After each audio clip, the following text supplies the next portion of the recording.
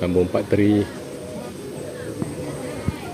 Kita berada dekat Own Rana Enterprise A100. Kita explore lagi apa dekat dalam ni. Ni kawasan makanan ni. Sebelah dalam ni banyak jajan-jajan .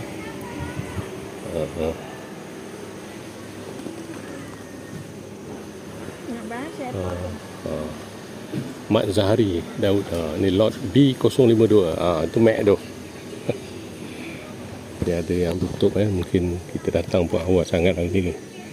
Tapi sekarang dah sekitar pukul 10.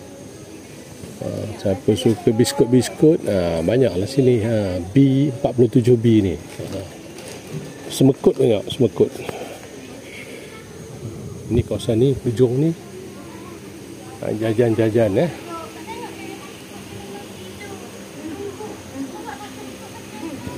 Banyak lagi jajan-jajannya. Habis jalan-jalan je. Habis buat konten je. Okey. Kejap lagi kita shopping ya. Ni tadi. Bahan logam tadi. So balik.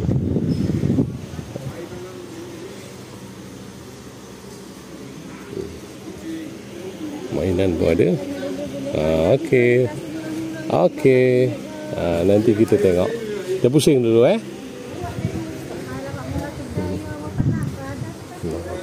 Okey. Kita jalan dulu.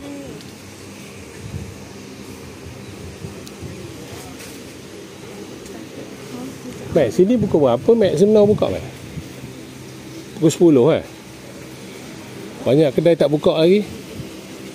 Yang sebenarnya buka pukul berapa kawasan ni? Apa itu kat sini tak ada restu. Kalau hari Minggu banyak buka awal. Hari Minggu buka awal lah pasal hari ni weekday . Tapi hari ni ada orang, relax sikit. Okey Mek. Makan nasi? Makan. Ini masih kawasan jajan kamu. Okey, kejap lagi kita tengok. RM15 murah ni kamu. RM15 sedap. RM15 je lah. Setengah kilo lah . Jalan-jalan dulu.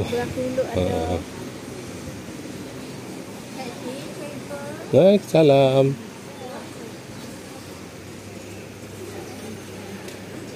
Ni kawasan jajan. Memang banyak kamu. Ini kita baru ronda 1/4 je ni. Tapi sana banyak tutup lagi lah. Dia kata sebab hari ni hari weekday kan. Kalau hari weekend dah buka ni.